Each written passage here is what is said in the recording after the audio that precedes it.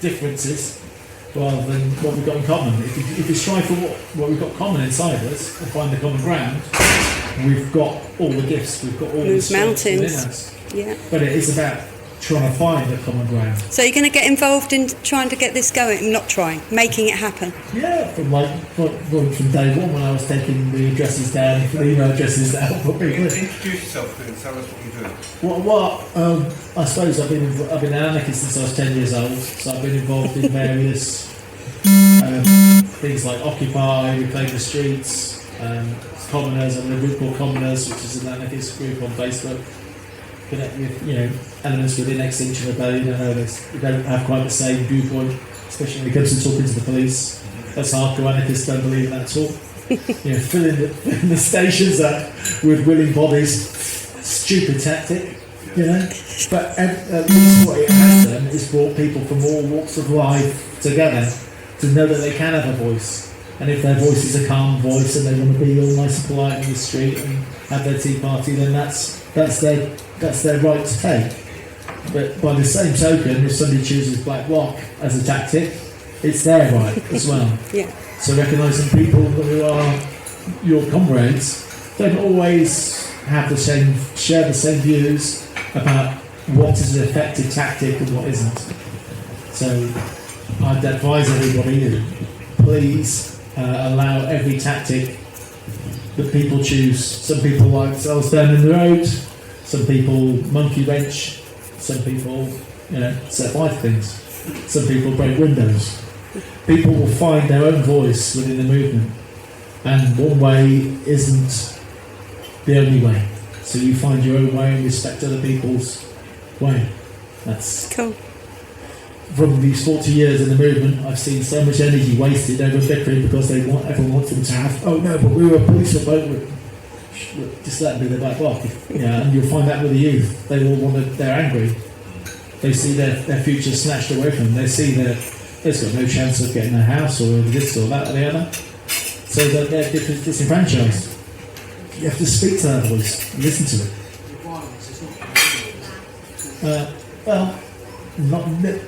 Power doesn't give itself up voluntarily. Dominator culture and the industrial war machine won't give up voluntarily. But by the same token, we can't put ourselves up in front of some machine guns as a peaceful protest and expect to get anywhere. We'll just get mowed down. Historically, from the diggers doing what we're talking about now in 1492, Gerald Stanley was doing that in a field in England in 1492.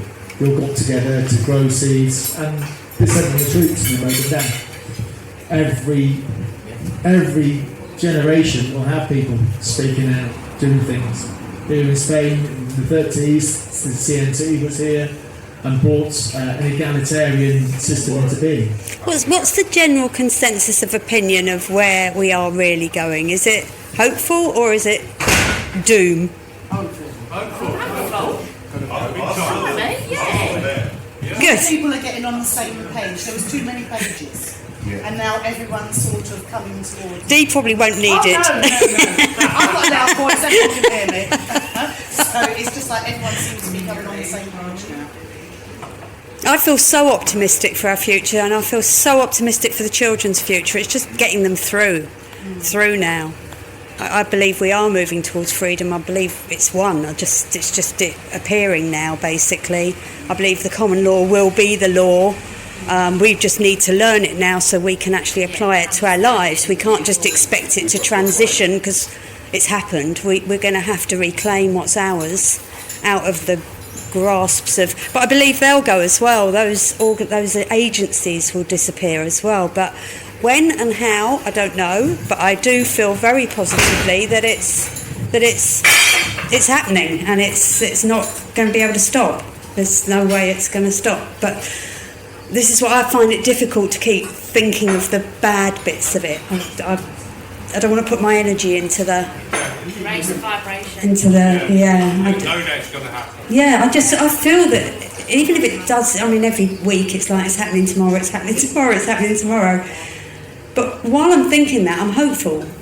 And because I know that it's going to be okay, it's fine. It doesn't matter if it takes another week or month or however long, because I feel positive.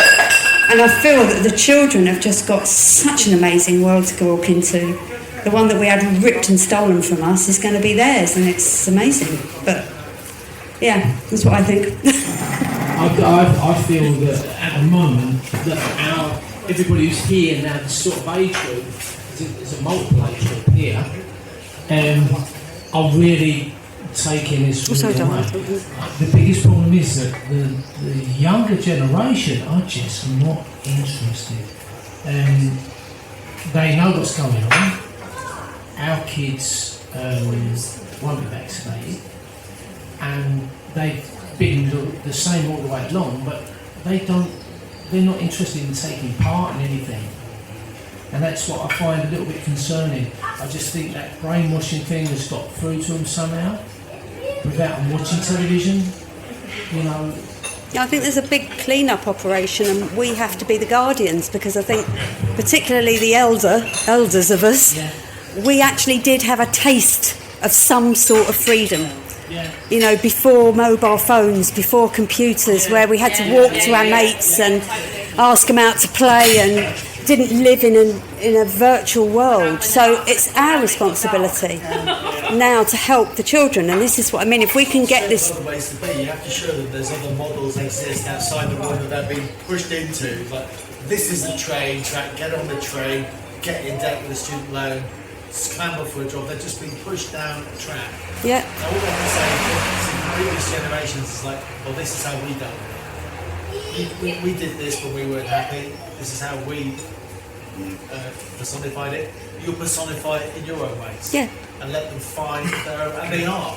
The younger generation are finding their own ways to sabotage. They're doing it digitally. So should we make it a project between us all to Because all go, oh yeah, let's dump stock in there. They're finding their own ways into the protest. So that hope, you keep that hope. Regroup yourself and realise you're part of a political mass. It's part of a change. So when you're losing hope, remind yourself that you're not the only voice. Yeah. And you come together as communities and you find other voices, similar voices, and then you galvanise and you redefine yourselves. And you So we've now got a mission. So between us, we need to find a way to bring these children together in something that connects them, that makes them get it and they want to be there, and find a different way to take them. And boy, it'd be a rave party, no problem. We did that through the centre streets. That's fine, we can do that. We know all about that. We know how to party. We infiltrate. I'll give you an example. I was involved with an organisation called Reclaim the Streets. We did just that. We would bring London to a standstill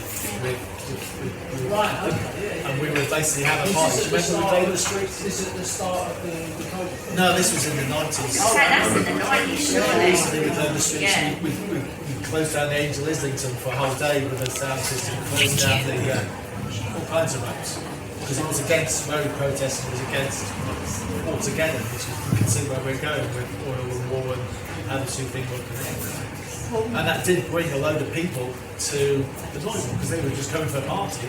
But while they were there, there's people who said, oh, have you heard about this, have you heard about that?